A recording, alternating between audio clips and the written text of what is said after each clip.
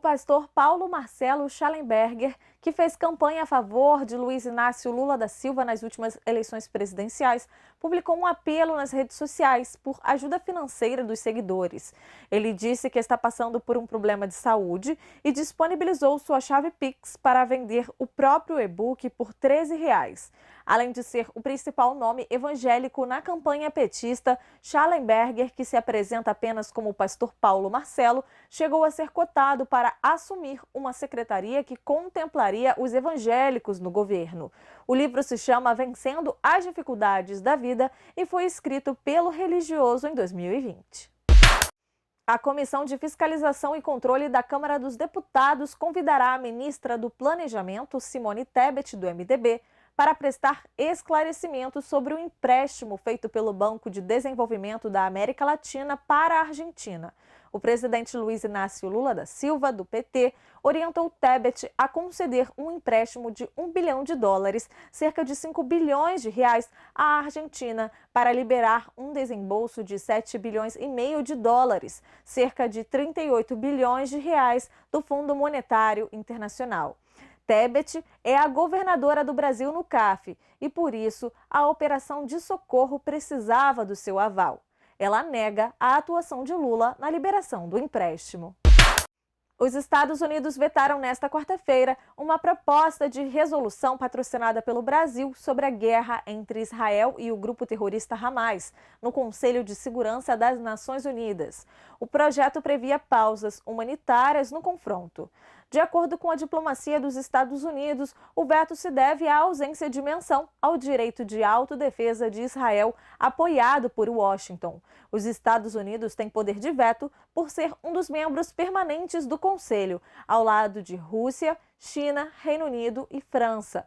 A resolução obteve o mínimo de 9 votos para aprovação, mas acabou barrada pelo veto dos Estados Unidos. Duas famílias que seriam resgatadas de Gaza e repatriadas no Brasil desistiram de deixar o território palestino por motivos financeiros. Eles apontam que o apoio brasileiro cobre somente o transporte até o país e que não haverá ajuda de custo depois de suas chegadas. Mohamed Farahá, que é pai de 4 filhos, disse à Globo News que não existe ajuda financeira. A esposa dele e as crianças possuem cidadania brasileira. Atualmente, ele está na casa de parentes tentando se proteger dos bombardeios. O embaixador Alessandro Candeias disse que está analisando a possibilidade de oferecer acolhimento em São Paulo. Farahá disse que, caso receba ajuda, ele e sua família devem vir para o Brasil. Mulheres israelenses teriam sido estupradas pelo grupo terrorista Hamas, tanto ainda vivas quanto após já terem sido mortas. Os relatos feitos por militares de Israel foram veiculados em uma reportagem do jornalista Roberto Cabrini, exibida no Jornal da Record da última segunda-feira. Cabrini, que está em território israelense para cobertura jornalística do conflito no Oriente Médio, ouviu de 2 oficiais a confirmação de que os abusos realmente ocorreram. Uma das militares disse que mulheres de todas as idades foram vítimas dos abusos. Um outro relato, feito pela primeira-tenente Abigail, indicou que uma mulher grávida teria sido morta, o bebê dela teria sido arrancado do ventre e depois morto também. Cabrini então pediu que a militar relatasse, como ser humano, o que já vivenciou no conflito. Em resposta, a oficial disse acreditar que os israelenses estão enfrentando forças malignas. O Tribunal Superior Eleitoral, o TSE, absolveu nesta terça-feira o ex-presidente Jair Bolsonaro, do PL, em uma das 3 ações nas quais ele é acusado de abuso de poder político durante a campanha eleitoral de 2022. Bolsonaro é alvo de 3 processos por supostas irregularidades eleitorais ao realizar transmissões ao vivo pelas redes sociais durante o período eleitoral. O julgamento foi motivado por 2 ações protocoladas pelo PDT e pelas federações do PT e PSOL. Para o relator, ministro Benedito Gonçalves, na primeira ação julgada não ficou comprovado que a estrutura pública foi utilizada pelo ex-presidente. A ação trata de uma live realizada em 18 de agosto do ano passado.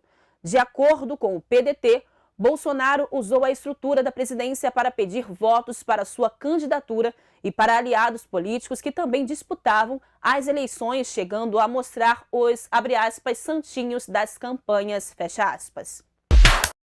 O exército israelense demarcou nesta quarta-feira uma zona humanitária no sul da faixa de Gaza, pedindo aos residentes do norte que evacuassem para esse ponto horas antes da chegada do presidente dos Estados Unidos, Joe Biden, a Israel. De acordo com as forças israelenses, será fornecida ajuda humanitária conforme necessário neste local.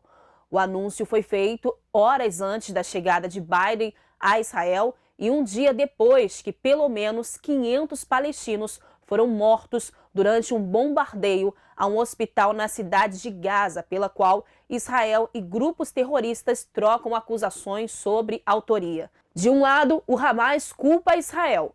O outro lado nega e aponta que a responsabilidade seria da Jihad Islâmica, outro grupo palestino.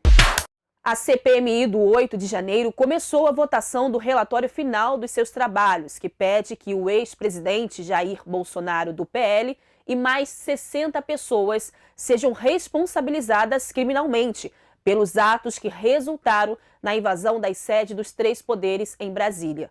O indiciamento proposto pela CPMI é simbólico porque funciona na prática como uma sugestão para que as autoridades deem continuidade às investigações e proponham, se convencidas de que houve crime, ações penais perante a justiça.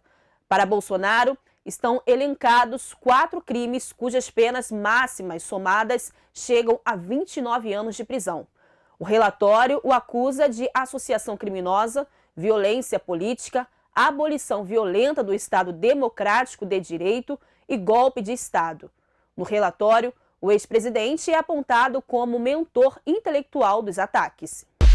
O presidente dos Estados Unidos, Joe Biden, respaldou nesta quarta-feira a versão dada por Israel de que o ataque a um hospital em Gaza, onde, segundo fontes palestinas, pelo menos 500 pessoas morreram, foi obra da, abre aspas, outra parte, fecha aspas. O presidente americano afirmou que a razão pela qual quis estar em Israel é porque quer que as pessoas no mundo saibam do lado de quem os Estados Unidos estão.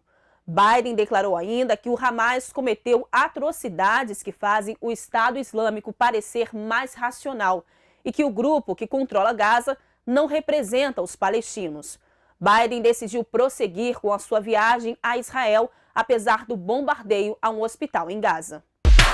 O avião que fará a repatriação de cerca de 30 brasileiros que estão em Gaza decolou nesta quarta-feira com destino ao Egito. A aeronave da Força Aérea Brasileira estava parada em Roma, na Itália, desde a última sexta-feira, aguardando autorização para pousar em território egípcio. O avião também leva 40 purificadores de água portáteis, além de 2 kits de medicamentos e insumos enviados pelo governo brasileiro para atender a situação de emergência na faixa de Gaza, que vem sendo bombardeada por Israel desde 7 de outubro em resposta ao ataque do grupo terrorista Hamas.